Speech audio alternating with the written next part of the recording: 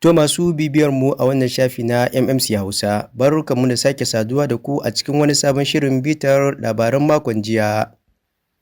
To a cikin labarin na wannan lokacin za ku ji cewa gwamnatin Kano ta kammala aikin magudanar ruwa a garin Toranke don magance ambaliya. Kotu ta dakatar da likitoci masu neman ƙwarewa shiga yajin aiki.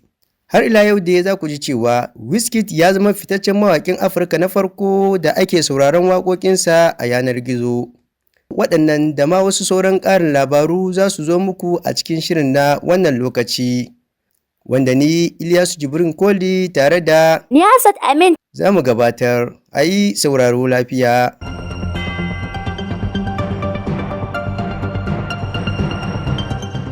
Gwamnatin jihar Kano ta kammala tare da miƙa aikin magudanar ruwa a garin Toranke da ke ƙaramar hukumar Ajingi, wanda ya kawo ƙarshen matsalar ambaliyar ruwa da al'ummar yankin ke fama da ita tsawon shekaru.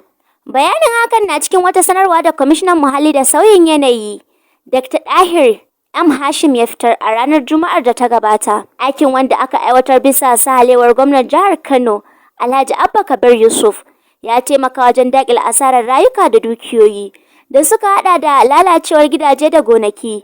Bayan kammala aikin an sami daminar bana ba tare da rahoton asarar rai ko dukiya ba.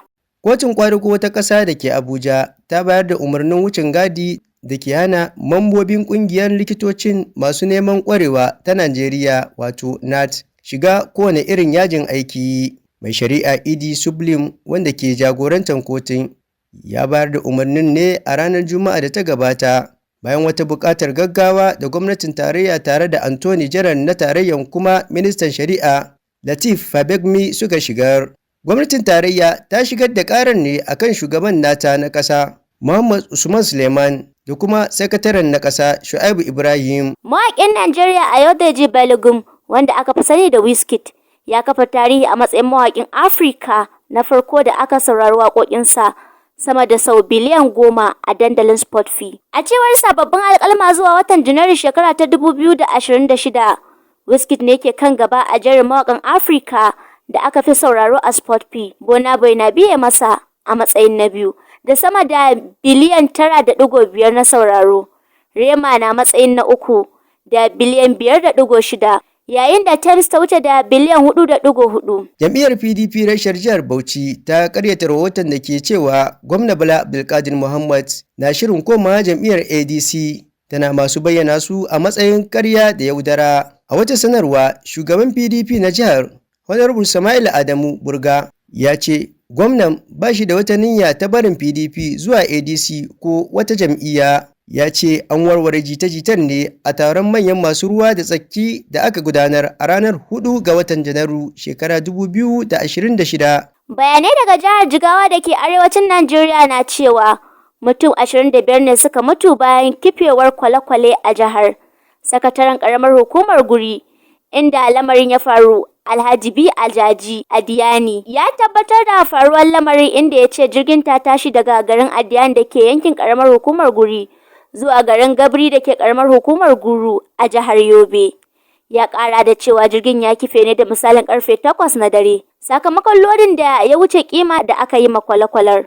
Rundunar 'yan sandar jihar Kaduna ta cafke mutane da dama da ake zargi da safarar makamai, yunkurin kisan kai, satan shanu da kuma satar babura a wasu ƙauyuka daban-daban da suka gudanar a sassan jihar. Jami'in hulɗa da jama'a na rundunar 'yan sandar Mansur Hassan ne ya bayyana hakan a cikin sanarwar da ya fitar a ranar Juma'a. Sanarwar ta ce jami'an tsaron sun cafke wani da ake zargi da satar shanu a yankin Kagarko, inda aka kwato shanu 3 da ake zargin an sato daga jihar Neja, tare da tabbatar da cewa wanda ake zargin ya shahara wajen satar shanu akan iyakar Kaduna da Neja. To daga haka muka kawo ƙarshen shiri na wannan lokaci. Sai dai kafin mai sallama da ku ga bitar kanunsu. Tun da farko kun ji cewa gwamnatin jihar Kano ta kammala aikin magudanar ruwa a garin Toranke don magance ambaliya. Kotu ta dakatar da likitoci masu neman ƙwarewa shiga yin yajin aiki.